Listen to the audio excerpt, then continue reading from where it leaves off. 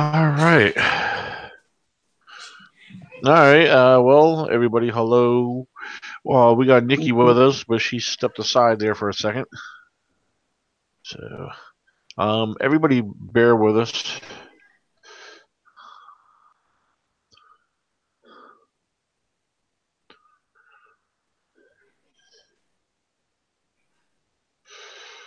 All right.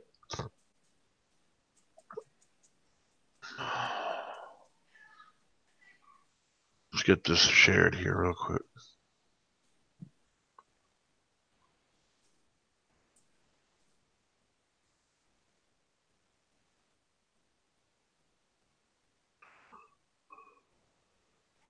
All right. It's not even, things been real slow today. Otherwise, not let me share properly.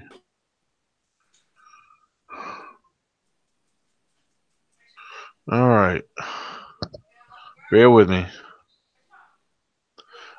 Look at that. All right. We got everybody growing. That's awesome. All right. All right.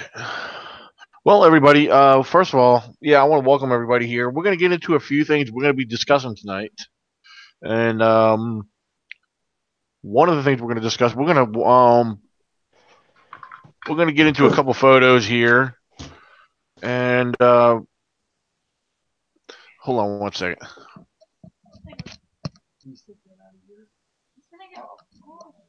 Okay. All right. Sorry about that.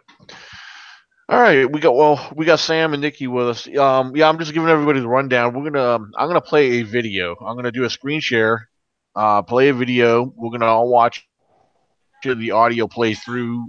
Okay. And then I think we may go. We're gonna try to discuss about that. We may share some photos. Cool. So, all right. Well, there's Nikki. All right. Hello, Nikki. Hello, Daniel. Hey, Sam. I think Nikki's getting herself situated still. There we go. There we go. All right. So, meanwhile, what I'm going to be doing here, I'm going to wait a little longer before I play our first video. Hey, and I need to share this. I have a lot of people that are wanting to listen in tonight. So let me get this shared right quick, okay? Oh, yeah. Yeah, Thank absolutely. Take your time. Share away, man. We're letting the audience build up anyway. That's how we always start off kind of slow.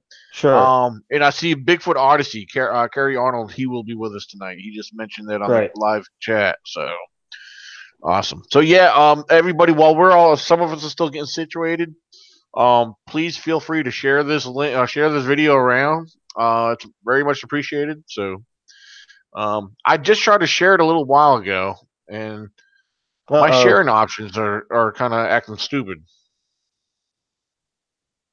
What's the about? Okay. Okay. I was playing the on YouTube playing us, and I was afraid it was going to interfere, but we're good to go. So I'm going to share away now. All right, I'm gonna have to go through my phone to try to share it when I get a chance because it's not letting me to share it to Facebook. It's not showing up on my computer here. So Okay, hold on. Yeah, me too. all right. Yeah, I'm sure. I mean, I'll be able to get it to share it here in a little while.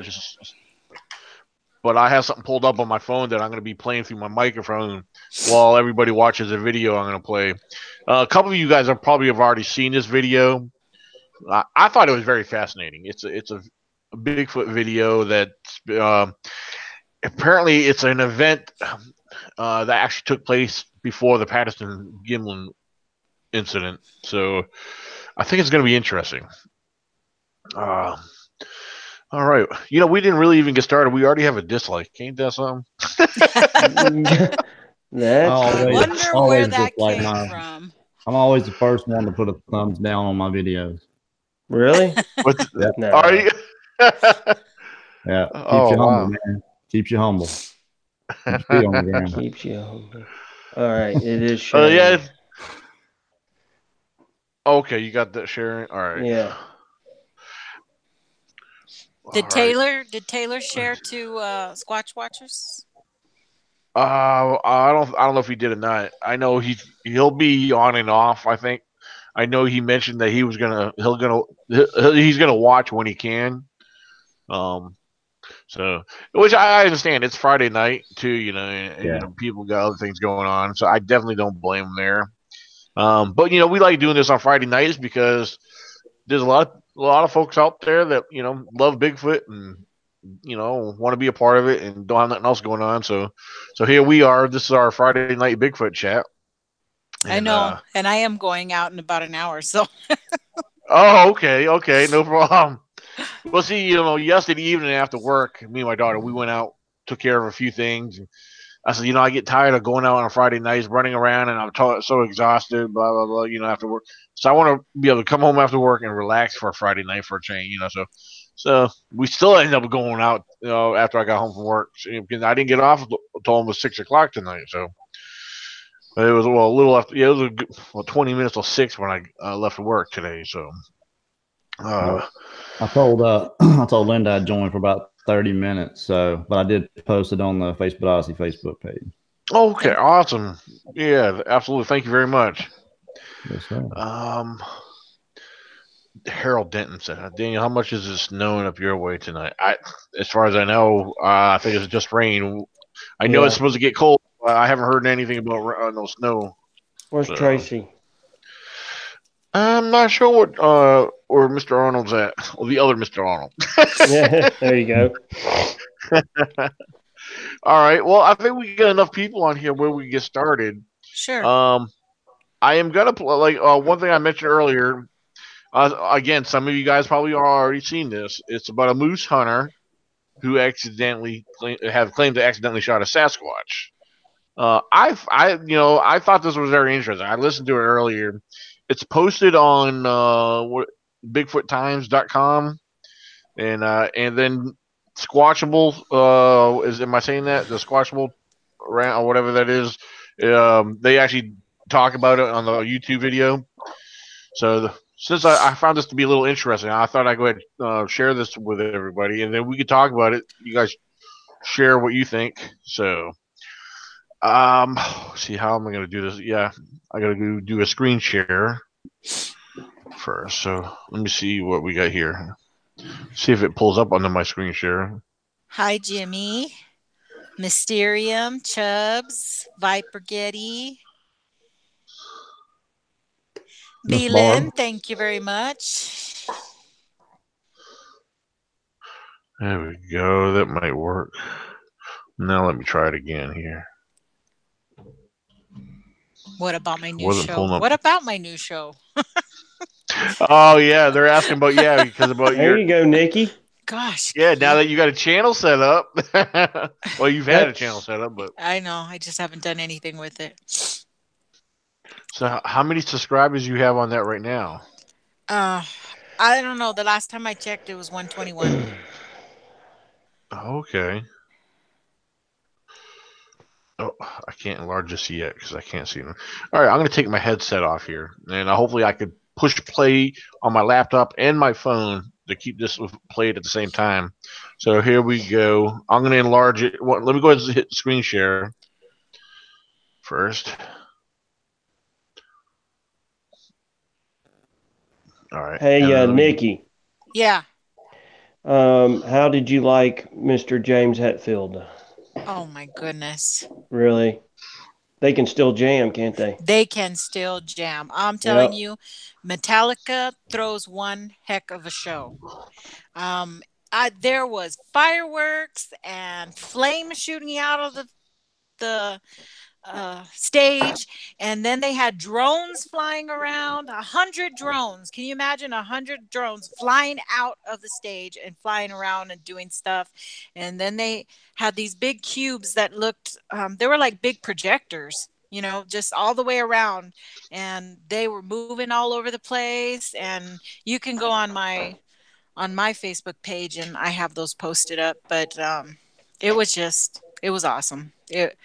Pure 2 hours of pure, it is heavy metal. Oh, there was a couple of songs I can't hear anymore. But I had ear protection this time, so not like Judas Priest where I ruined my ears. They had the stage, whenever I saw him, Lars Ulrich could come up either side, up from under the stage. And then the drum set would move down the stage, and it would move back, and he'd go back down. So he'd go between each of them, and it was wild. And it was like you're right there. It's like you said, you're closer than you think, than it looks. I mean, you're like right there. I thought we had perfect seats. All right, are you guys ready? Because I'm gonna have to take my headset off of my head, so because I'm gonna put the microphone up.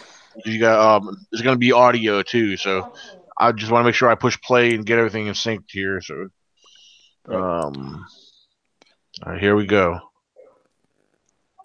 It's Sherry with Squatchful, and today's report is about a man who says that he knows Bigfoot is real. And why? Because he accidentally killed one. It's a very bizarre, interesting, fascinating. It's a story that most people haven't heard of.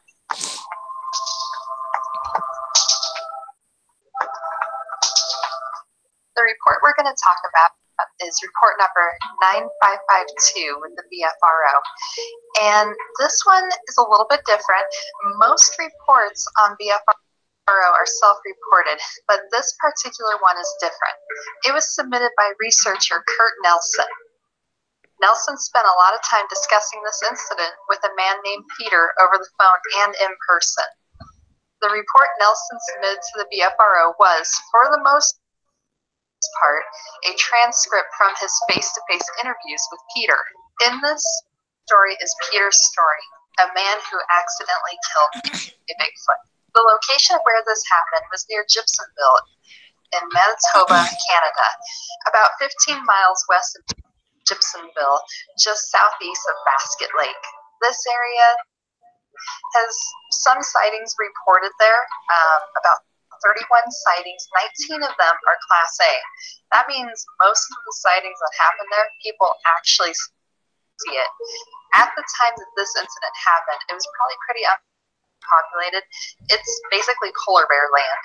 It's basically a wild bush country, lots of little lakes everywhere. It's a very lacy looking map if you're looking at it, with all the little lakes that are in this whole province in Canada, in Manitoba. So it's understandable why there may not be a whole lot of reports coming out of this area. This occurrence happened in November of 1941, and he reported the day as being kind of midday, clear conditions, and patchy snow on the ground.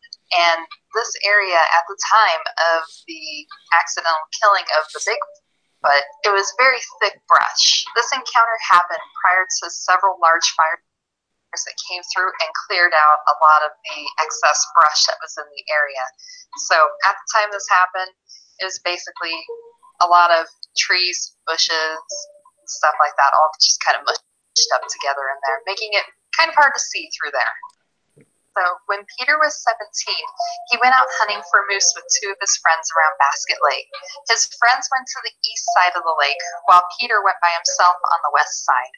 The patchy snow was making it difficult to track, but eventually he located a cow moose with no calf in the brush and willows, eating with its head down. He knew he wouldn't be able to get a clearer view, so he took the shot towards the chest through the brush. It ended up not being a clean shot, though, and merely wounded the moose. The moose took off, and Peter tracked her for about half an hour. He could see a blood trail here and there, and he believed he was on the right trail. Eventually, he saw a lot of hair in the willows again, about 45 yards away, so he thought he had found the moose again. It looked like the rear end of a moose, and he took a second shot, and it disappeared from view, indicating that he had succeeded in killing it. He approached it slowly just in case the moose was still alive, and as he got closer, though, he realized this was not a moose lying on the ground. According to the interview, Peter said, "I nudged him in the foot and slowly walked on this side, still hanging onto my rifle like I was supposed to. And I picked the hand up with my right foot to see the bottom. And I walked around and I could see where I hit him, in the back, high in the back, between the shoulder blades, right in the back. It must have been bent over to look at the moose track and the blood or something like that. In the interview that followed, he gave a description of what the creature looked like. He said that he assumed it was a male because it didn't have obvious female parts, and the way it was lying, the nether regions were covered. He said it was between 7.5 to 8 feet tall with a huge round chest. There was only a little bare skin on the side of the face. It also did not appear to have ears. And he also said the palm of his hands were bare and dirty. 5 fingers, heavy fingers, and big palms and opposable thumbs. The soles of his feet were also bare and dirty with 5 toes. The foot looked very flat, about 15 to 15.5 inches long. It looked like it was covered with hair, not fur, and with no undercoat. It had the straggly look of long hair. On the head, shoulders, and arms, the hair was 6 to 8 inches long. The hair on top of the hands and part of the fingers was about 1 inch long.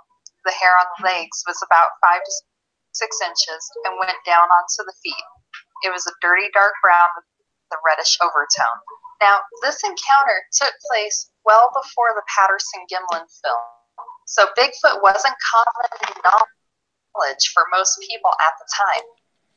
He was at the scene of the incident no more than 8 minutes.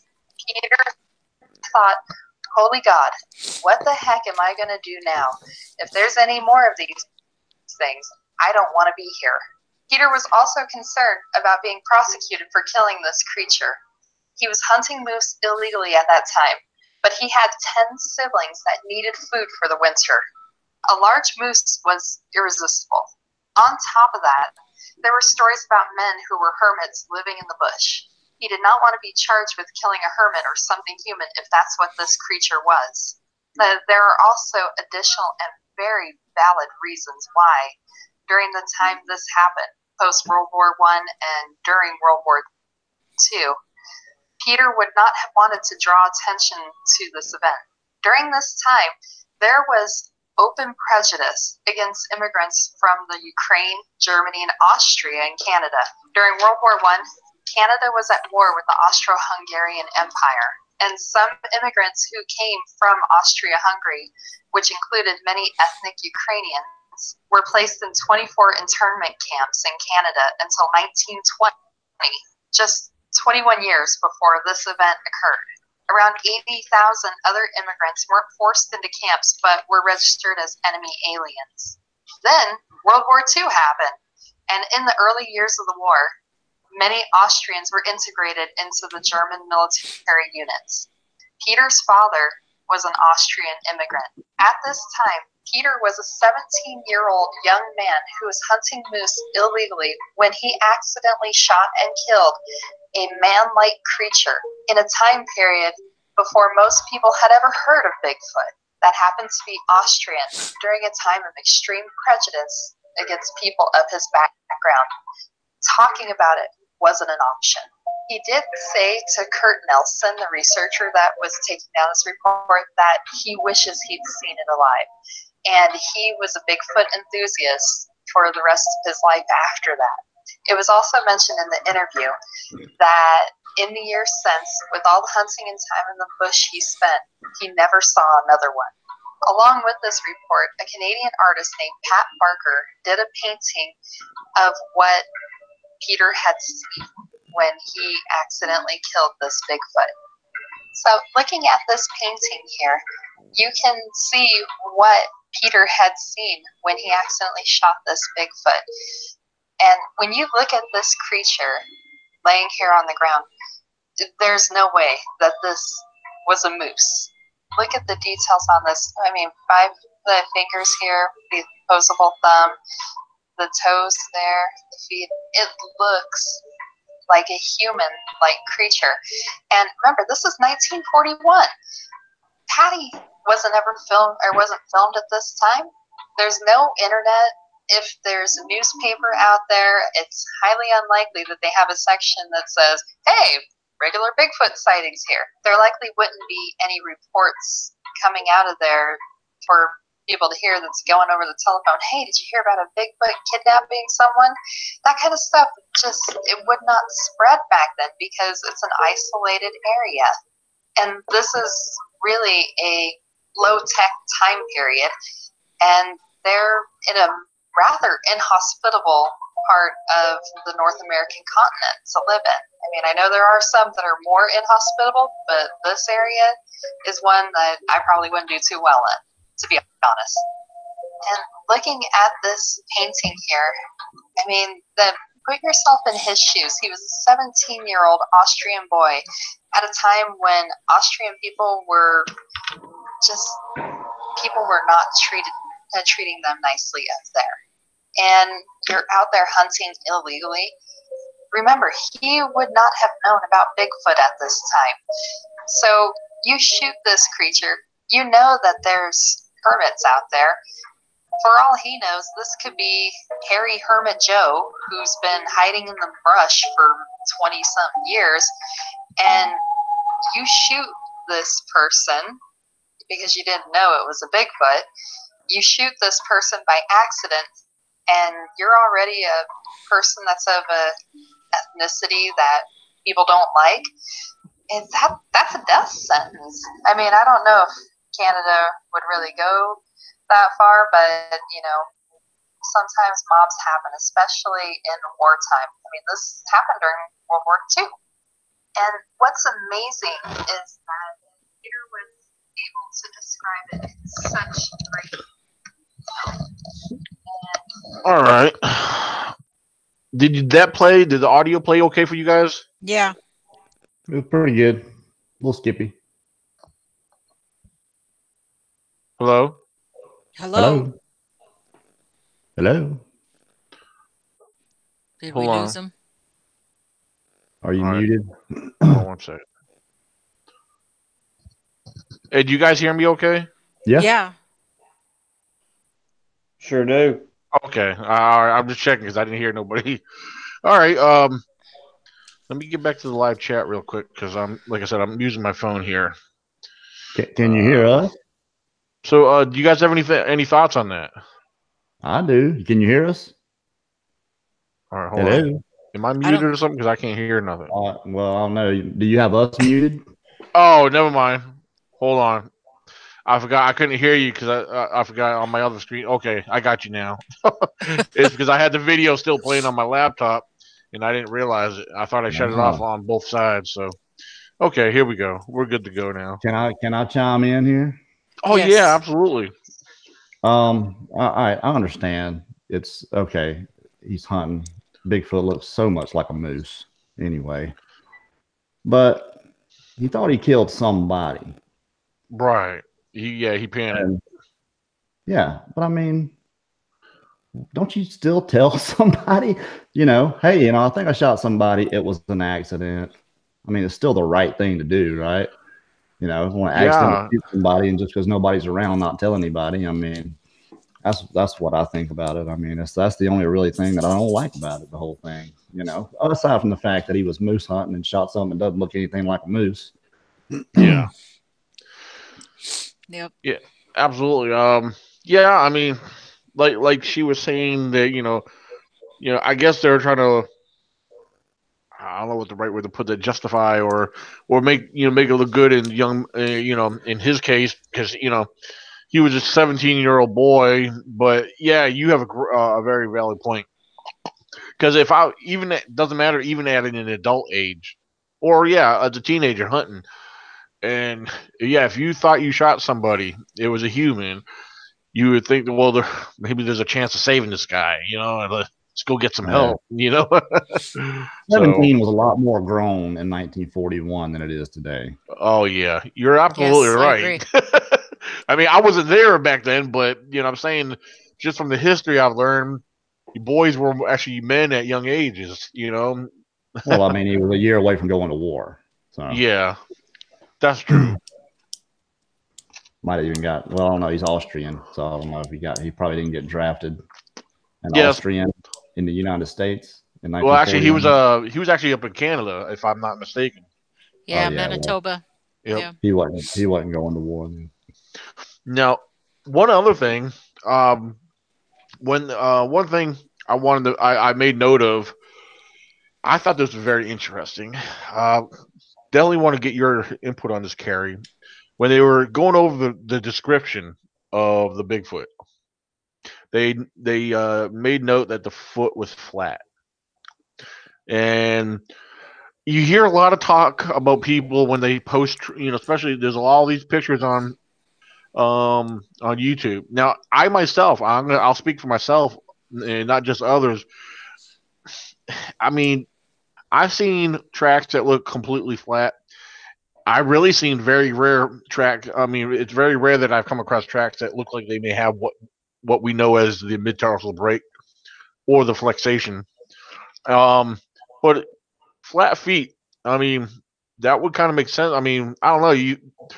Is flat feet sound right to you, or would you think that they would have maybe like an arch like we do, but like, according to the mid-tarsal break, their ball of the foot sets back a little further than ours. I think it depends on I think it depends on the medium. It depends on the substrate. Yeah. We found a row of tracks, 3 different sets down in Florida, hundreds of tracks. One was about 8 inches, one was 10, the other one was over 17. It was 18 or 19 inches. Strange looking, but they didn't look the same. Every single track didn't look exactly the same. Right. So, and I think I saw something else where there was a flat, maybe it's a thick padded foot, and when they put their weight down a certain way, the foot flattens out and looks flat. And then sometimes it depends on what they step on, shows the arch or the actual break in the foot. That's the only thing I could come up with. Yeah. Okay. Beelan said yes, flat foot. True carried 17 was a man in those. Yeah, Tony Hill said true carried 17 was a man in those days.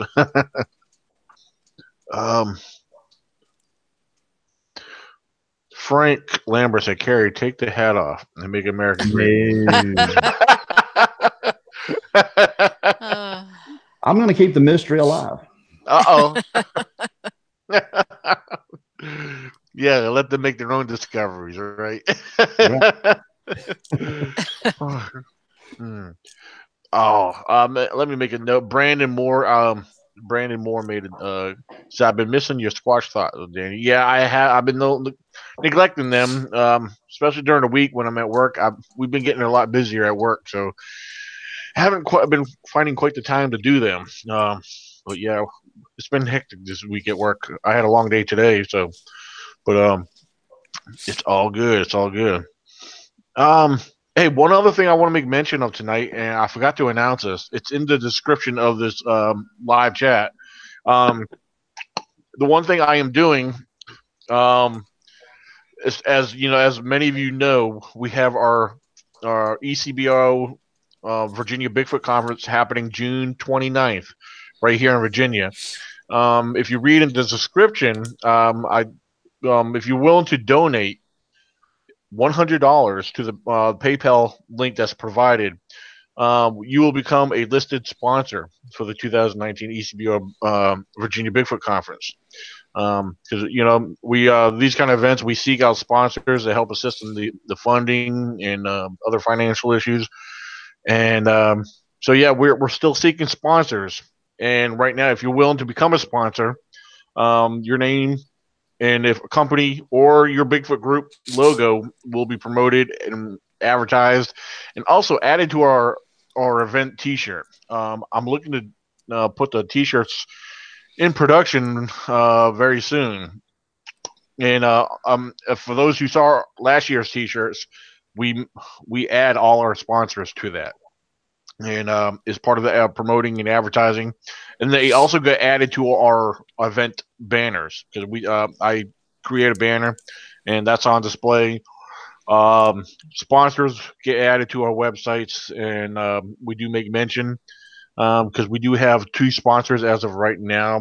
I know Miss Susie Jane and her Taekwondo school out of Kentucky.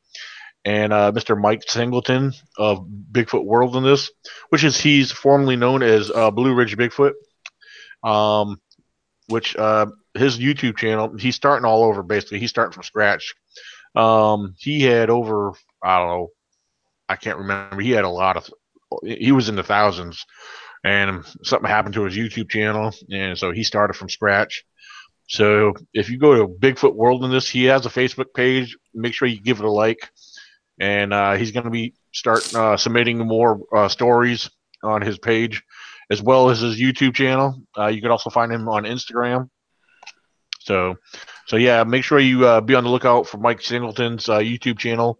Again, that is called Bigfoot's Wilderness. So, all right. So again, one more time, if you're willing to become a sponsor for this event at $100, it's that easy. So, and all right. With that being said, as we continue on into the live chat in our discussion, if you guys have questions at any time,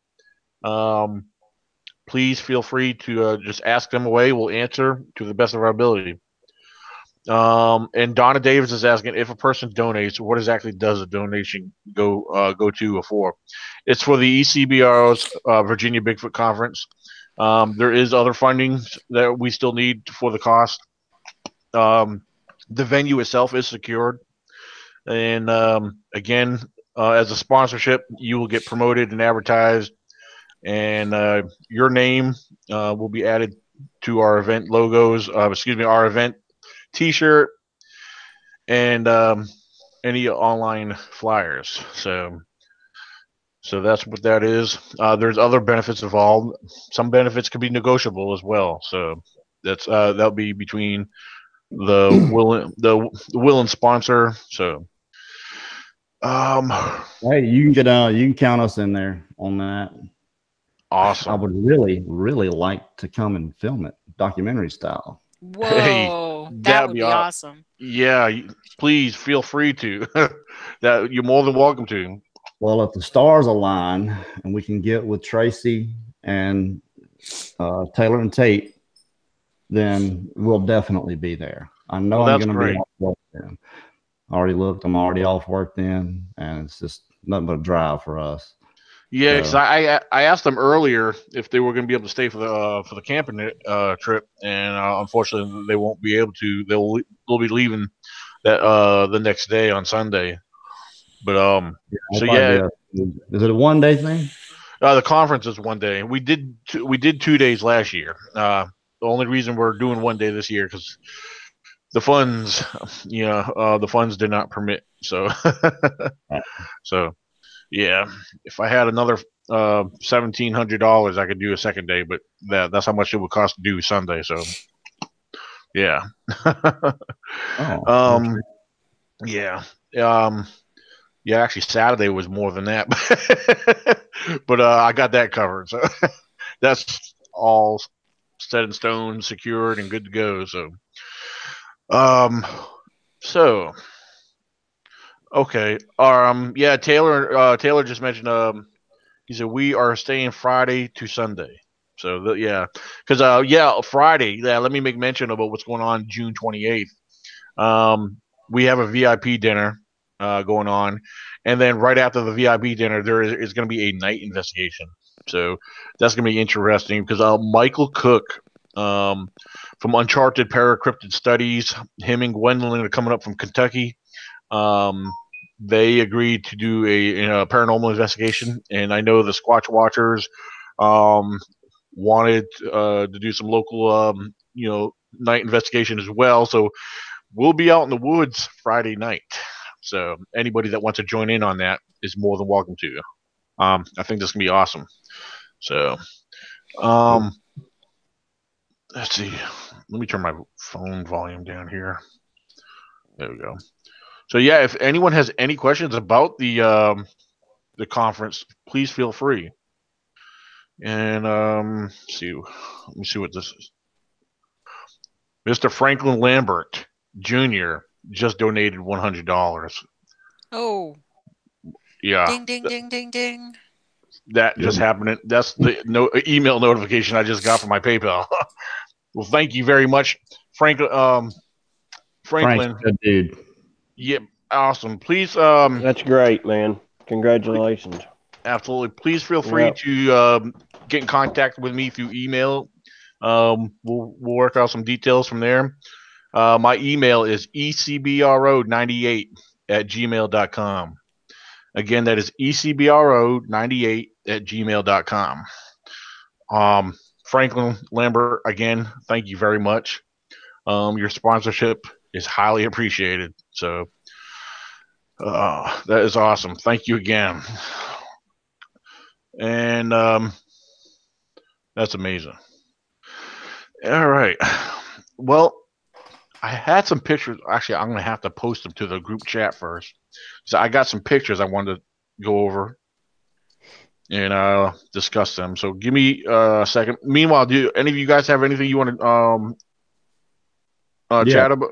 Yeah, go ahead. I got about 1 more minute. Linda's waiting on me. I sent the link to Scott. He might join, take my place. Okay. Represent. Nice. I appreciate you inviting me on, man, for sure. And y'all have an excellent, wonderful show. Oh, yeah. I really appreciate it. Yeah, take it easy. Thanks for coming on. Yep. Y'all be good. You too, Kerry. Daniel, I'll message you. Okay, sounds good. Thank you again. All right. Y'all be good. Awesome. Bye, Kerry. And Ken Gearhart just messaged me. I'll have to get in touch with him a little bit. I know what it's about, too. So what's the newest thing right now? Well, there's one picture I want to post. I just posted it to the group chat, but I'm going to pull those pictures up because these particular photos I've been seeing around a lot. And they're kind of funny, to be honest with you. I think they're funny because I personally don't believe they're real at all. Here's a original photo. Oops, where'd it go? I actually have one. I zoomed in on this. All right, I'm sure you guys seen this one around, right? Oh yeah, that has been coming up a lot of places. I thought it was just a fake one up there. Yeah, I really. Oops, that's a good bit. Here's a zoomed in one.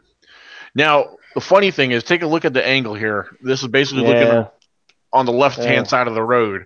I have seen the same one in a position on the right-hand side of the road where somebody basically took the picture and flipped it around. You can do that off your phone.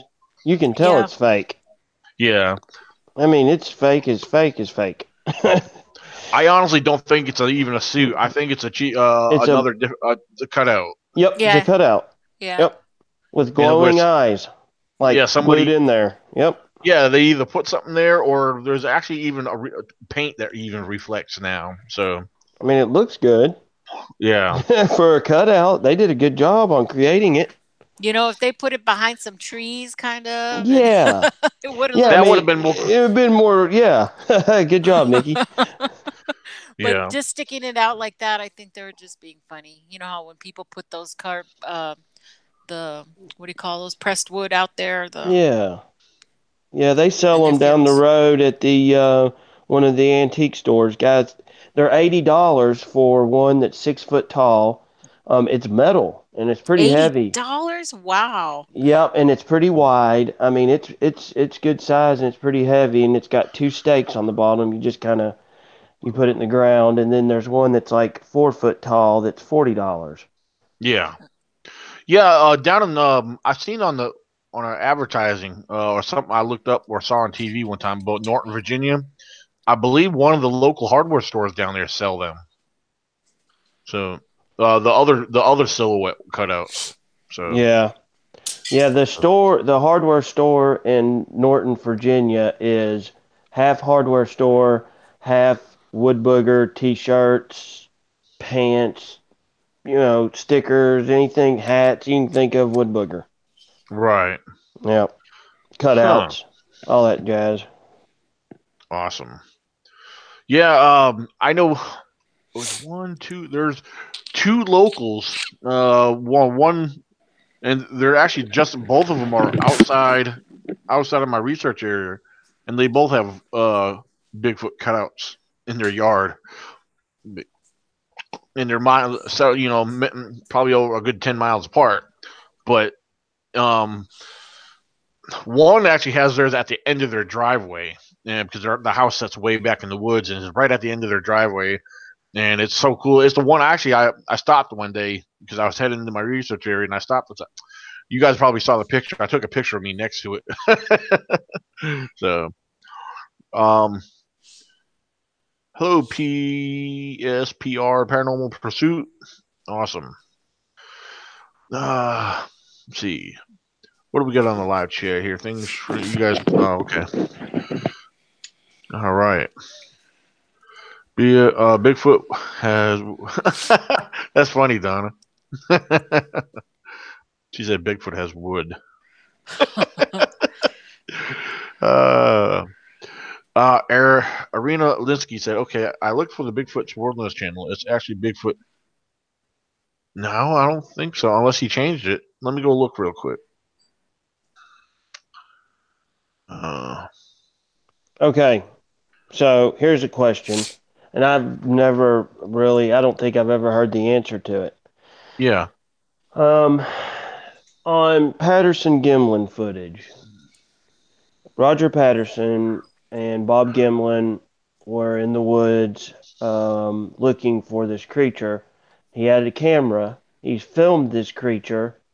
Did he have an extra camera, or did it run on, I guess it ran on batteries? Did he have extra film, film reels? What, didn't he have anything extra, or, I wonder why he did not kind of go after Patty. Maybe parallel her, not so much maybe get behind her so much, but why did, you know what I'm saying? Yeah. I don't know. That's just always, that's been my thing. Did he have, what happened after that? What's, like what, I don't know. It's just, am I thinking this wrong, or? No, I see exactly what you're thinking or what you're getting at. Well, hold on real quick before we go into that. As far as the Bigfoot World in this YouTube channel, apparently he still has it listed under his old YouTube name, Blue Ridge Bigfoot Stories. So, yeah, because he has his updated picture with it, the one he sent me a picture of it. But yeah, it's Mike Singleton's Bigfoot Wilderness. It's still listed under Blue Ridge Bigfoot Stories. So, I need to get in touch with him on that. See what he plans on doing with that. So, if he's keeping that or starting fresh, because he's got over 8,000 subscribers. So, Awesome. All right, let me go. Okay, but yeah, what you're saying, you were talking about, yeah, after the footage. I mean, yeah, you basically want to know, they just go away, or yeah, do they try to track it down? Yeah.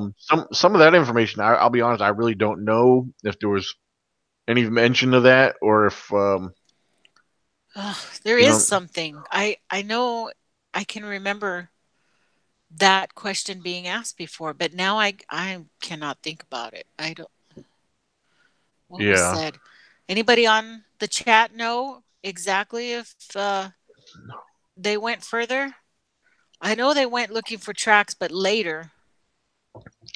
Yeah. Yeah, I know the next day, as it's told, there was, and it was on that Daniel Perez.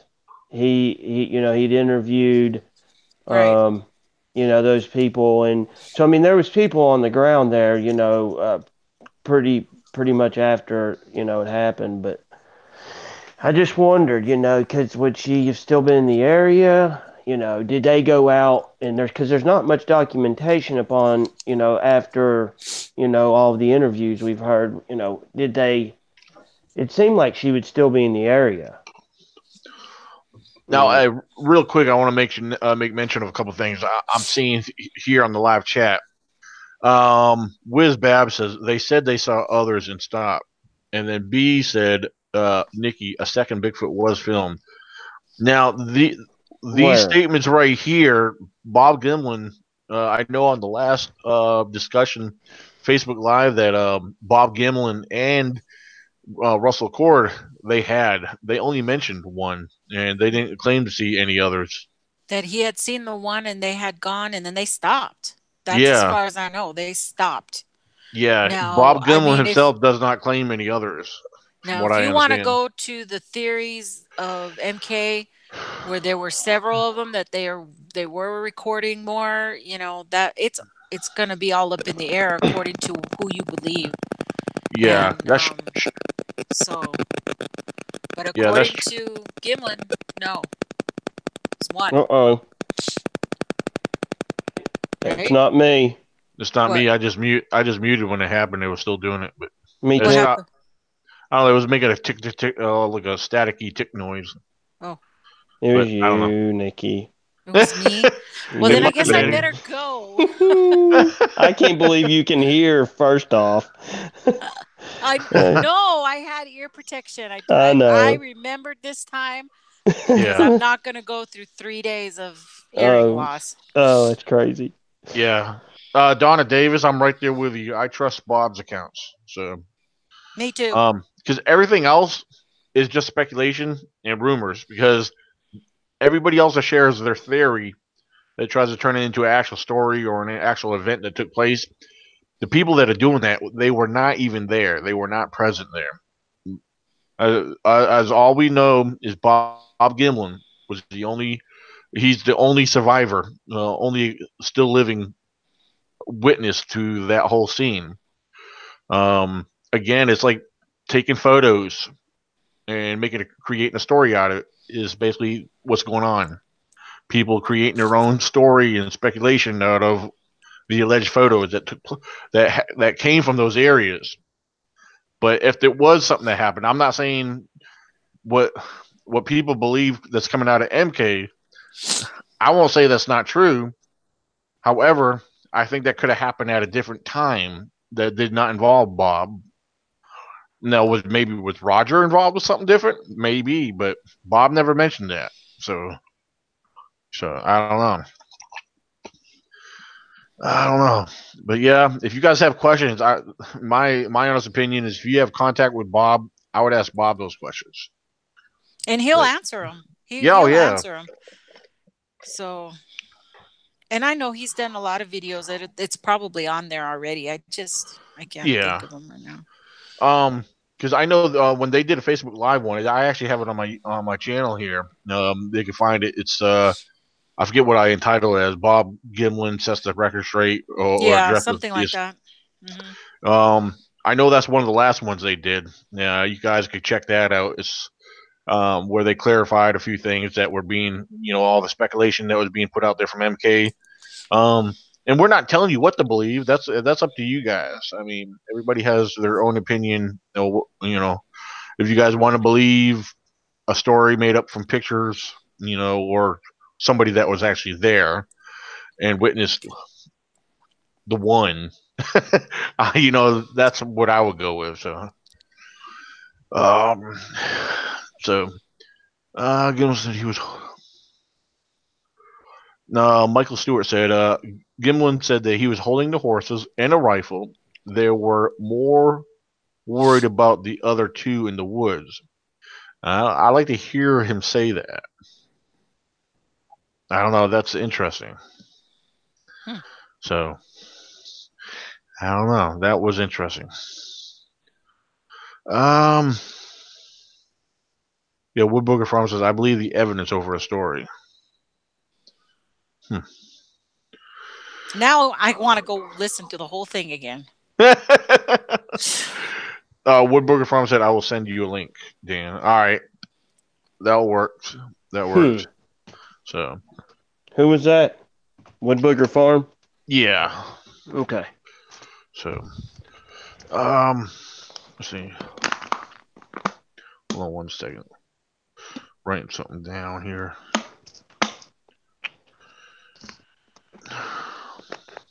I think we're going to have probably another couple cold spells, and then it's really going to open up. As far as going out more often, having a little more light of the evening. Yeah. I know it's supposed to get cold. Is it tonight? It's supposed to drop down real cold? I don't know, but you remember that video I did of that big tree and up in the trees? Remember that? Yeah. I found that one very fascinating. I remember when you first did that. that's about the only evidence that I've ever seen out myself. I'm going to go to that area, and because I haven't been there, gosh, it's probably been a year. And I'm going to go back a little bit farther back through there and just see if see if there's anything else that might be back through there or something, Yeah, because it's very old forest growth back through there. Nobody hunts on it. Nobody. I mean, it's family owned property, so that makes it even better. So it's not. It backs up to the national forest, but on this particular plot of land, they don't hunt. And I think that it would just be kind of cool to go back a little bit farther and see if we can't find something this year. Now, is that part of National Forest down that way, or the Reddish Knob? Yeah, it's up on High Knob. Yeah. So. Oh, okay. High Knob. I'm saying Reddish Knob. That's no. You're good. That's good. Up this way. Yeah. Well, the actual area on High Knob's pretty. It's a big flat mountain, but the part that I'm actually going to go to is called Little Flat Top. Is what it's called, Little Flat Top, and it's pretty cool because you're the elevation's high up, but yet it's good level type research. You're not having to scale cliffs and stuff like that. Yeah. It's a good little area. Yeah, something I just read on the live chat. Frank Lambert, he's talking to Woodburger Farms. He made mention that we need an all-nighter live feed. I've been trying to find a way to. I've been trying to find a way to do that because Tracy Arnold does that all the time, and I think that's awesome. Yeah. I would night, guys. Gotta go. Yeah. Oh, okay. Thank you, Nikki. You have a good one. You guys have an awesome chat, and I'll talk to you guys later. All right. Sounds like Nikki. A plan. So, yeah, like as far as Tracy Arnold doing that all the time, the only thing is in my area, it's impossible because I can't get phone reception up there, because it's a very remote. Unless you get onto a very, very high peak in the right place out there, you might get it. Yeah. Oh, I know. But now there's another location I could do that with, which I may experiment out there. I will not mention the location. It's another area where other researchers go. But if I do that, it's I'm definitely not gonna pinpoint the location because I know I get phone reception out there. Because actually a few miles up the road there is actually a phone tower. It's actually a Verizon phone tower, but the closer you get to it, I get strong signal out there because I have Boost Mobile, which is it's a Sprint owned company. So I don't know. I guess apparently there must be a tower for Sprint out there because I get good signal up there too on the other end. So, but the thing is, I've heard other stories from. I've spoken with people that actually shared stories of seeing them out there while in tree stands. And one person, he was actually this guy and his son was putting the new tile down in my parents' kitchen. And Dad had me come over there one day while he was still working, so the guy could tell me the story himself. And of course, the story I heard the story almost 3 years. It was about 3 years ago. I heard the story, and at that time the story was about 20 years old. So the story's a little over 25 years, but it's the point that hey, this guy saw him and his son weren't within view while they were in tree stands, and but they were hearing this commotion in the woods. They didn't know what the heck they were hearing, and then all of a sudden, this tall 8 to 9 foot big, broad, hairy, bipedal subject comes walking out of the bush, and then turning his back, walking away. And mainly all the guy saw was the back part of him, But the guy said he was pretty wide. And, I thought that was pretty cool, Yeah. And in that particular area, there is a BFRO report. I think it happened back in 1980 and 1981. People sleeping or camping out in their vehicle, and supposedly saw one walk on the back part of their truck at night, one time at night. But from what I remember. So yeah, so people are seeing them out there, Oh yeah, they are. They're seeing something. Yeah, so Yeah. if I could work up or figure something up, do something similar to what Tracy does, I would definitely love to do that. Um, especially if I could get a hold of like a piece of night vision device or equipment that I could run out there all night. But I don't know. A lot of those things are, your battery could only last so long. Plus, Tracy has what he does from what he shared with us. He hooks a device up that's like I think it's like like one of those mini devices that you can use. They're they're not much bigger than a tablet. I mean, of course, they're way thicker. They're like about a couple inches thick, but they're not that big and square. And they're like a battery jumper, pretty much. Yeah, but they're made to you can hook up other devices, USBs and stuff to them. So I thought about looking into something like that where I could rig something up and let it stay out there all day, and that way I could watch from home myself. Yeah. So, now they also make a trail camera where they're not cheap, but they make a trail camera where you can hook it up out there in the woods and watch from your phone. Now that's something I think that would be worth really getting into. So I need to do my homework on those kind of things. Oh yeah, yeah. Tracy, I spent a night with him, and Tracy's got a lot of the gadgets and stuff, and I'm more of the just go out and walk around. Don't really just have my phone more than anything. But man, it was great being with him because he's just a great researcher. Oh yeah. Yeah, and that's why I'm looking forward to coming to the second annual ECBRO Virginia Bigfoot Conference on June 29th. Yeah, I'll probably be there on the 28th. And Okay. yeah, I'm looking forward to meeting new people. Of course, we know one another, but oh yeah, going to I be a think the first great time event. I think the first time me and you met in person was in Ohio. It was Yep. in Ohio. Yeah. Yep, that was pretty cool. Yes, it was at the bar. That was great. Yeah, because it was. Yeah, Yeah. it was. I mean, everybody was there. You had Richter and Cliff and Meldrum and Bobo and. I tell you what, Cliff Barackman was. He's such a laid back guy, so chill. There was actually I got to have two different conversations with him. Well, I mean, I've seen him multiple times out there, but one thing I found that was I was very fascinated by this, where it was like late in the evening, walking by, I was walking through one of the rooms down through the lodge. I forget where I was headed to, and Cliff was across the room, and I was going a different direction, and next thing you know, I'm walking by, and I was like, "Hey, Daniel." I look over Cliff. Hey, it was Cliff saying hi to me. Like he memorized me. I was like, that is so cool. It's like, oh yeah, Yep. So he memorized me. He remembered, because prior to going to the conference, I've had communication with him through emails, and we've chatted about a few different things. And but I thought that was a cool thing because, like I said, we met him when we first got to the lodge.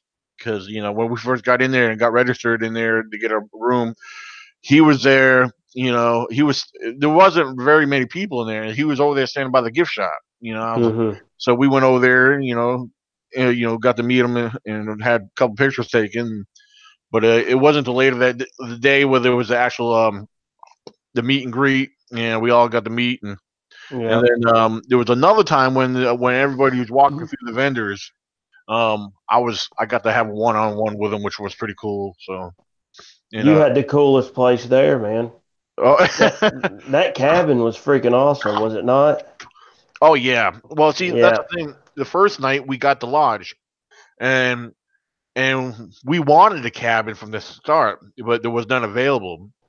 But we somehow found out that there was a cabin that was coming available, and we were able to get it for our second night because it was a whole lot cheaper than the lodge. Oh yeah. And it was so much more. I mean, because the cabin was cool. It had a kitchen. We went to the grocery store. We went to a Walmart out there and got our own foods and everything, and cooked ourselves. It was so much easier. And chill at the. We could chill there in the evening. And oh yeah, man. Me and Michael came over one that's night. right. I mean, Michael Cook sure did. Yeah, it was so awesome. But I know it would have been great to hang out with the guys down at the campground too. I know you guys got to do that. So. Oh yeah, that was awesome. That was awesome. So yeah, that was awesome too. Yeah, I do want to get up there again. I don't know if I'll be able to do it this year, but if things work out, I'll definitely do that again. Mr. Rome, thank you very much. Mr. Mr. Aram donated $10 to the super chat. Thank you. That's great. That is awesome. Awesome. So yeah, this conference is going to be great this year, guys. If you don't have your tickets yet, you need to go ahead and get them now. You need to get them now. Yeah, because I'll give everybody a rundown. Actually, while we're talking about the conference, I'm going to do a screen share. Guys, give me a second. Where to go? And all right, here's the list of our speakers for the 2019 ECBRO Virginia Bigfoot Conference. All right. Right here, starting from top left to right, we have Uncharted Paracryptid Studies. For those who know Mr. Michael Cook out of Kentucky, that team consists of Michael Cook and his girlfriend Gwendolyn. That's going to be great. Yeah, it's always great having Michael Cook around. He puts on a very awesome professional presentation. Yes. And I will tell you, he definitely keeps the crowd's attention. I've seen that multiple times already. Mm-hmm. And then we have one of our film producers coming out of West Virginia, Mr. Matt Burns. Matt Burns, he has his new Bigfoot movie. He will be screening that there, and one of his associates will be there, who actually had a Bigfoot sighting. They're gonna be sharing his sighting with us as well, and so everybody will be able to get to see this Bigfoot movie. And of course, everybody knows North Carolina Squatch Watchers, Taylor and Tate, David, and all the rest of the gang. The North Carolina Squatch Watchers will be there. So awesome. You guys will come on up there. You guys will get to meet them first time in person if you never met them. I know I haven't. I haven't met them yet. I mean, they just live right over the mountain from me. I mean, they do. That's awesome, though. I need to meet up with them. You're right. That'd be, I can't wait for that too. That's going to be a good little presentation. Yeah, they're very laid back people. So true. And then returning with us for a second time, because these ladies put on a phenomenal presentation, and their booth and table setup draws a lot of people over there. They have a beautiful display of their shirts, Bigfoot jewelry. I mean, they got some good stuff going on there. So the She Squatchers, for those who know or don't know, you're going to want to come to know these ladies. All the way from, I'm going to say Minnesota. Yes, Minnesota, and I think one of them lives in Dakota, North Dakota. So that's going to be awesome. They're coming all the way out here, and they actually drive. They drive all the way out here. So, crazy. Oh yeah. And now our next guest right here, those who know him as Bigfoot Bob, that's his YouTube channel. Yep. Alex Bob. Bigfoot Bob will be with us this year. Yeah, coming all the way from Alabama. That's right. We're gonna have some more representing from Alabama too, because I do believe Jason Lawson, which is for Daxo Productions, also from Alabama, because Daxo Productions, aka Mr. Jason Lawson, he's an independent film producer as well. He's actually coming up in spring because we'll be filming a Bigfoot documentary right up here. Cool. And that's going to be interesting. That's good. Because Bigfoot also it's going to be very interesting because I got a group coming down from up north that they asked me to lead an investigation, and that's going to be going on.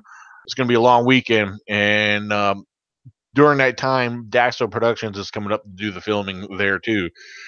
So yeah, we got a lot going on. So yeah, we got people coming up from Alabama representing, and right here, for those who know Zach Sterrick, Mr. Zach Sterrick, the founder and head researcher for the Southern Illinois Monster Hunters. Everybody knows Zach Sterrick. He also has a YouTube channel, the Southern Illinois Monster Hunters. He's got a Facebook page. You could go to his Facebook page, the Southern Illinois Monster Hunters. Zach is a very informative individual. He was our MC last year, and he did a phenomenal job. And so my hat's off to him. He does a great job.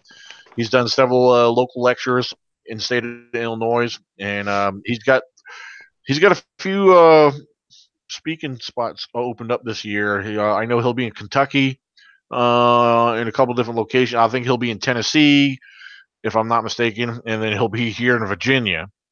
So, well, there you go, ladies and gentlemen. These guys here, you're gonna want to come up. And then what's good about these guys? They're boots on the ground researchers. That's it. Yeah, that's what we aim All-star for. panel. Yeah, boots on the ground researchers, people that's actually experienced real things, not your repetitive same average Joe that comes back to a lot of these other conferences. We definitely throw in a mix of real researchers and with different points of views, different opinions. Some of them share a lot in general, but everybody has their own opinion, and so that's what we like. Will Tracy be there? Tracy Arnold will be there. Awesome. He'll be coming up, and he'll actually be staying. He as much as he wants to do the whole week camping expedition, he said he's going to stay one night with us. So okay, so that's going to be awesome. So he'll be with us pretty much overnight into Sunday into Monday night. Monday morning. He'll be leaving Monday, I guess. So yeah, we got all this going on, and the other thing that's going to be happening here. We got several vendors. We got several vendors set up for this event. We're going to be doing raffles all day long. So definitely come on up. And what else we got going on? Yeah, there'll be food and drink. And out of Roanoke, Virginia, we have Chaos Mountain Brewing Company. Chaos Mountain Brewing Company agreed to be there this year, serving Squatch Ale. So awesome. Yeah. So we were supposed to have them last year, but our venue threw in a major thing. Mm-hmm. They required us to have 2 law enforcement officers at $50 an hour each. I was like, get out of town. Yeah, really. So the venue, I've already covered all my bases with the venue. They have no problem with it whatsoever. Just they need to have their ABC license on display. That's the only thing they ask. So, which that's no big deal. They got that covered as far as I know. I mean, because they run a business down in Roanoke, so which is actually a nice place because it's right on top of the mountain. I've been down there once before. It's a family-owned brewery, and they have several different types of ale and other beer there. And because I told them to bring up Squatch Ale, and for those who want a lighter beer. Their lighter beer is really good. If you like lemon or lime in your beer, the taste of lime, they got like a summer ale, which they'll be doing, which is a pretty tasty beer. So, let's see what else we got going on. Again, like I said, all day long we'll be doing raffles. Bring the kids, because my research partner and good friend Greg Corbin, his wife. She does for a living professional face paintings, henna tattoos, and she even does maternity tattoos. Yeah, if you got a pregnant belly, she'll paint that belly up too. I've seen pictures of it on her website, so she does good work. She does amazing work. That's cool. Yeah, the kids, anywhere from any kind of simple face painting, like she'll do a whole face mask, and she's got Bigfoot things where she was doing a lot of Bigfoot paintings last year. So we're gonna have book authors. There'll be book sales with the authors will be on site themselves. So that's another thing to look forward to if you like to read, if you're a book collector, so definitely do that. Yep. And guess who will be the MC this year? Me. Yep. That way, because we're going to schedule all the speakers. I'll be doing, announcing everybody. I'll be doing some talking in between the speakers and all the good stuff. So it's going to be a great time. And we're going to have a Q&A. Everybody will have their opportunity. We're going to have everybody sit down together, do a full Q&A session. So it's going to be a heck of an event. So definitely come up there, spread the word, and help us fill out those seats. There's plenty of seating for everybody. So, yep. All right. Was there anything else that I'm leaving out that we should be talking about tonight? Not so far. I'm checking the live chat here. Have you checked? Yeah. I'm going to browse through, see if I missed any questions on anything. If you guys have any questions, please don't hesitate to ask. So, let's see. Oh,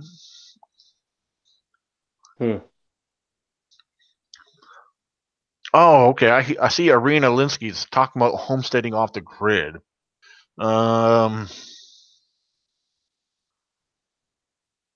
Okay. We know his name's Kevin Lake. He's a published author with a book about Bigfoot in Philippines. Interesting. But that is interesting because red circles. Yeah, they mentioned that he has red circles, and there's a story behind why he does it. Is what Arena said. I watched that latest video. Have you seen it where he's sitting down there? The video's behind him, but he's sitting down in a lounge chair or something, overlooking this field. And as you watch into it, it's starting from the middle of the video. You start seeing something crawling around in the tall grass.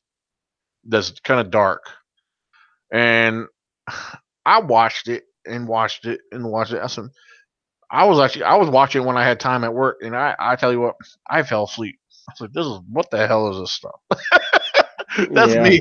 I'm just being honest. I was like, what the heck, So,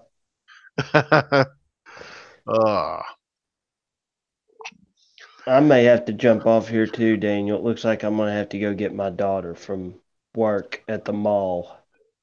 Oh, okay. No, I hate to do that. I really do. Oh, okay. No, that's all. I mean, if you gotta go, it's not a problem. I can keep this crowd going for a little while, and plus it's Friday night too.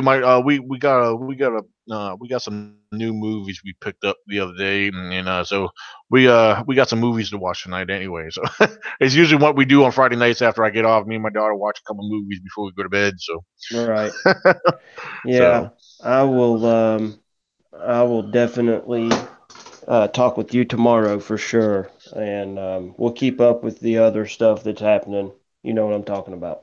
Oh yes, most definitely. Yeah, because we're going to talk about that because I know Kerry Arnold said he's going to do his damnedest to get up here during the for the conference and everything, especially for what's going on Friday night. Right. We got the investigation that nighttime. And I know the North Carolina those North Carolina Squatch watchers, that those boys want to. We're gonna roll up into a certain area in their vehicles, and because I'm gonna take them somewhere where they're asked to go. Yeah. So I think we should all get a group together and roll in there deep with them, and do our thing, and check things out, do a little investigation, some spying. Oh yeah. We're gonna have a good time. I think Tracy wants to get in on that too. I'm not sure. Well, I mean, it's just it needs to be done. That's all I'm gonna say. It just needs to be done. Oh yeah. But anyways, my friend, you squatch on, and everybody, thank you for joining in tonight. And again, do not miss the second annual ECBRO Virginia Bigfoot Conference. Absolutely. Thank you again, Sam. It, buddy. I'll holler at you later. Sounds good. Good. Have a good evening, sir. All right, you too. Bye-bye. All right, we got some questions on the live chat. I'm gonna let me back up here. Viper Getty said, a quick question: does anybody still investigate the abominable snowman anymore? Have not heard much about that. And, that is a good question, Viper.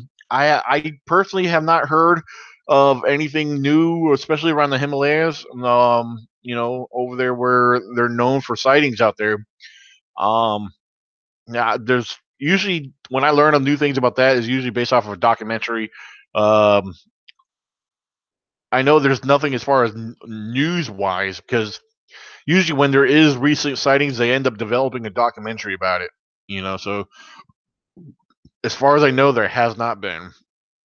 But I mean, as far as do they, I'm sure there's people that still go out there exploring.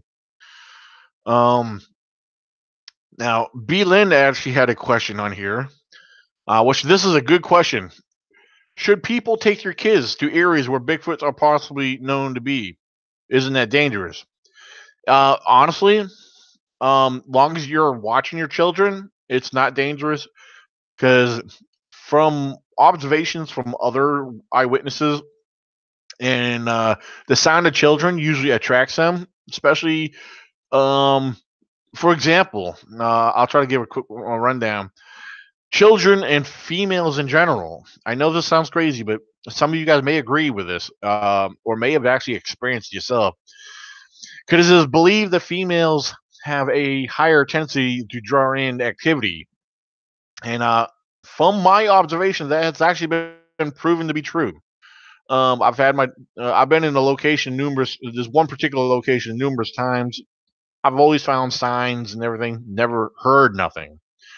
But the one particular time I take my daughter in there, man, we got hooted and hollered and whooped that. It was crazy, but it was so awesome. In the past, I've been in the woods. I've actually had my girlfriend at the time with me, and on two different occasions in the woods with her, we've gotten yelled at one time. Another location, we actually had a rock thrown at us. It was not a little rock either. It was a fairly large rock. And now as far as children, now Bigfoot, I believe Bigfoot to be a very curious creature. The sound of children playing, if they hear that, it's just going to draw them in.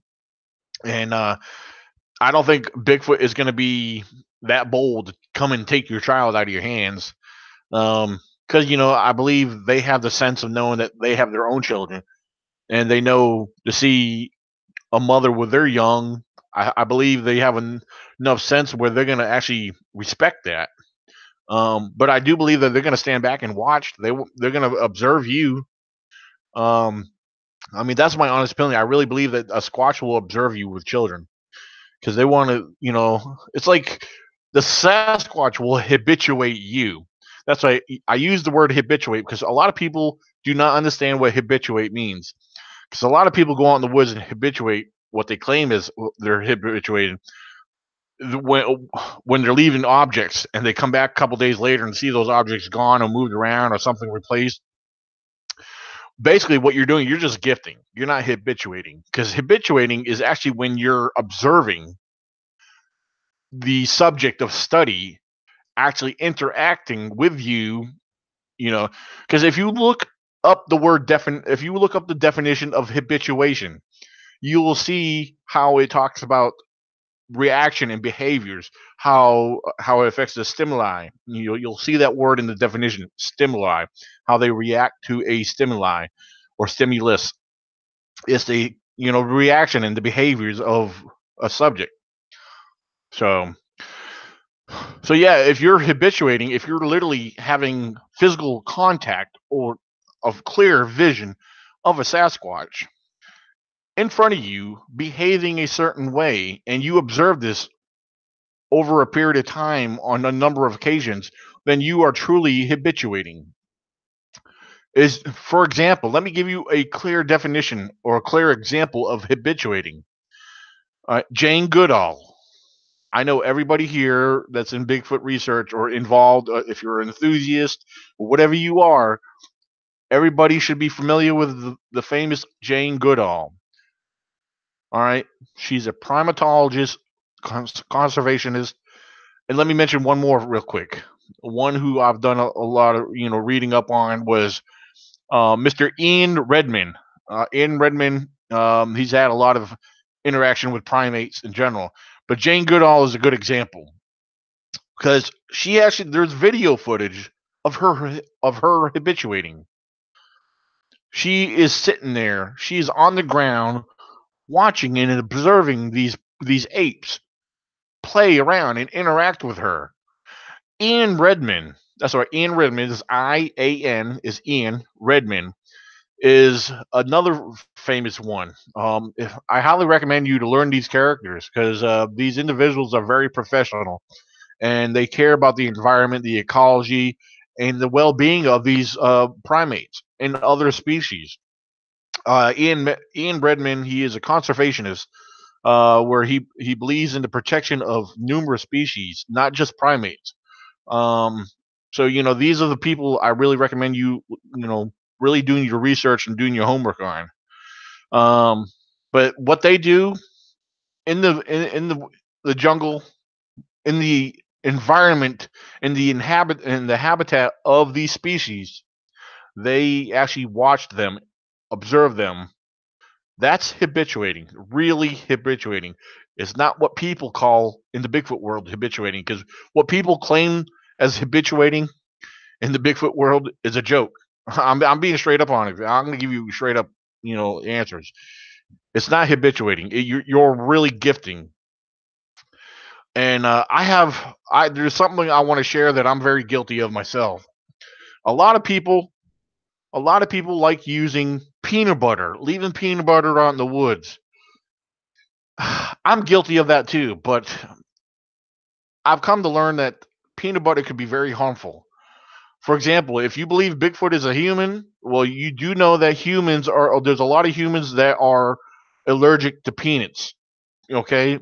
So why are we putting something out there that could be harmful to them? All right? If you leave peanut butter out there and then the whole jar is gone and missing, well, you cannot rule out two other species that will take that peanut butter and run with it. A bear will take a whole jar of peanut butter and run off with it. I've seen that myself because I've caught it on trail cameras. Now here's another critter that will actually believe you guys that probably won't believe this. All right, think about a raccoon. That's right, you heard me. A raccoon. They have hands and they have opposable thumbs in a way. Raccoons have the intelligence to open up a lot of things. Now, take a whole can of vegetables that does not have a pop top on it. A raccoon could open up a can, a canned good, like a can of beans or something, with their bare hands. Yes, a raccoon could do that. So that's something to think about. And yeah, Arena, you're right. They could be allergic to a number of things. As far as food wise, if we're gonna leave food out there, I believe apples would be probably the safest thing out there. As far as I know, I don't think anybody's allergic or nothing's allergic to apples. But yeah, fruits I think would be the safest thing to leave out there. No, again, except for anything to do with peanuts. so, um, so yeah, yes, traces that they can open up peanut butter jars. Yeah, a raccoon. Yeah, I believe they could unscrew a lid of a peanut butter jar, and so I could see Bigfoot doing like a horse with peanut butter. Yeah, yeah, because it gets on their tongue. They're like, yeah, a horse. Yeah, they're like, because it's like it's stuck to the roof of their tongue, on their mouth, and they're like, what the heck they're gonna do? It's how are they gonna react to it? How are they gonna handle it? Yeah, they're gonna need a lot of water, so they better be near some water, or they're gonna be running to some water to clear their mouth out. So. Yeah, see, B. Lynn, her nephew, is seriously allergic to peanuts. A lot of people are. Um, very good point, Rachel. That's a very good point. See, that's another good point. Rachel just asked, "What happens when you do stop leaving food?" Yeah, you're leaving food. Meanwhile, all this food's missing and taking place.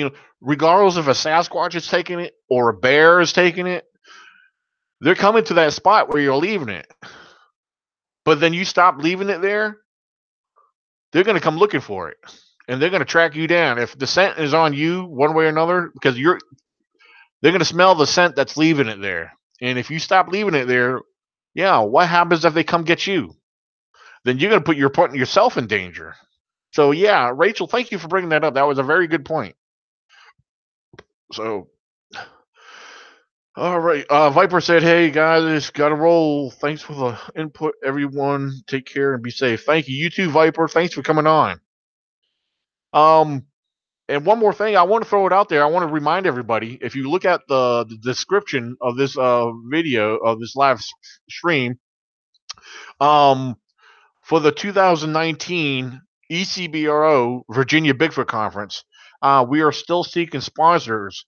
We had Frank Lambert, who donated $100 earlier through the PayPal link. There is a PayPal link right there in the description. If you want to become a sponsor for $100, you will become a sponsor. I will put you down as a sponsor. Sponsors have numerous benefits. You'll be mentioned on our promo ads and online ads, and you'll be added to our official event T-shirt. And also, as a sponsor, you'll also be on the VIP list. You will not need any fees or pay any ticket costs to come to the event. Your donation to the PayPal link in the description will get you VIP status for the event, guaranteed admittance, and again, your benefits as a sponsor for advertising and promoting all the information. Everything's different between each one. I make it negotiable. So if you want to become a sponsor, go ahead, donate $100 to the PayPal link in the description. We already had one donation of $100 by Mr. Frank Lambert.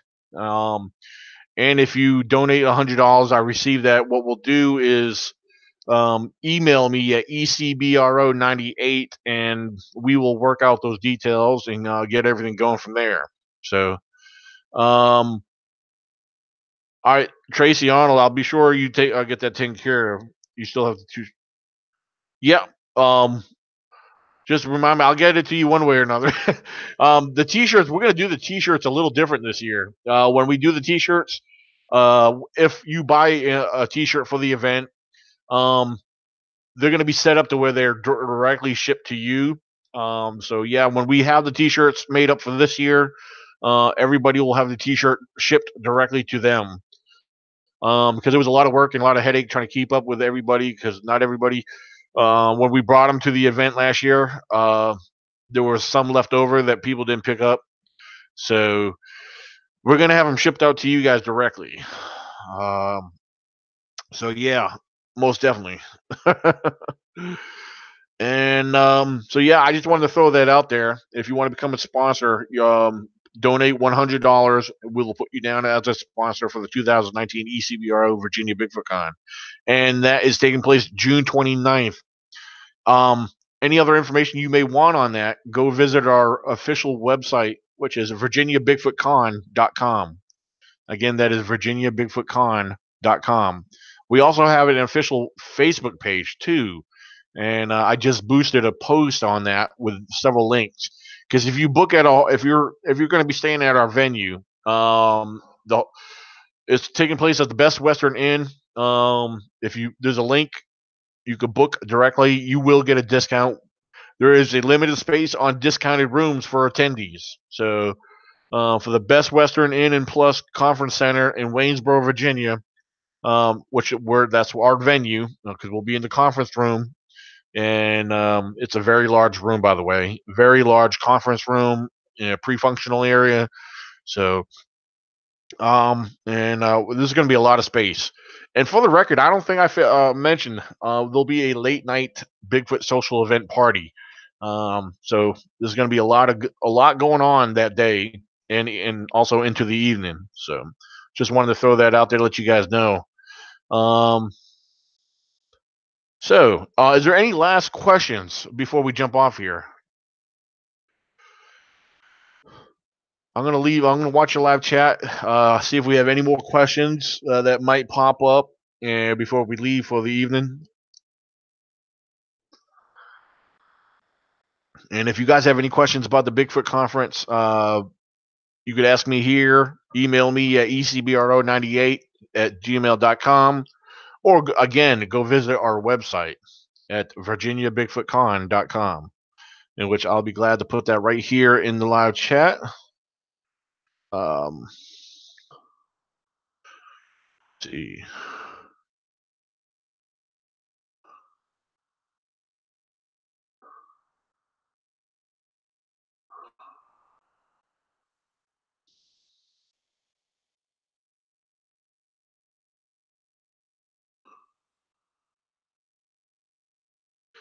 All right, there we go. I just typed in the link for the website. Oh, come on, question next. Okay, no problem, Mr. Worm. And Tracy asked, "Is Bigfoot going to be there?" Yes, Bigfoot will be there, and you will be able to have your pictures taken with Bigfoot. So come on out there, meet Bigfoot. We will have a Bigfoot there. So it's going to be a great time. You'll be able to have it's going to be plenty of time to meet and greet with the speakers. A lot of interaction time. You'll be hearing other stories, other reports. And if you have a Bigfoot report and you want to share it, I know Mike Singleton will be there. He'll have a table set up.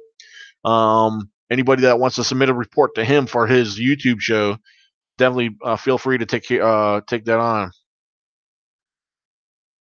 So, all right, guys. Well, I think I throwed out enough information for the event. I hope we can get you guys there. Hope to see you all there. Feel free if you guys see any of the links. Yeah, any of the links or anything I share on Facebook, please feel free to share that around. We got room to fill in 300 plus people, so let's help us fill up those seats. It's going to be a great time. It's going to be a great time. So, well, ladies and gentlemen, I'm going to call it a night right here.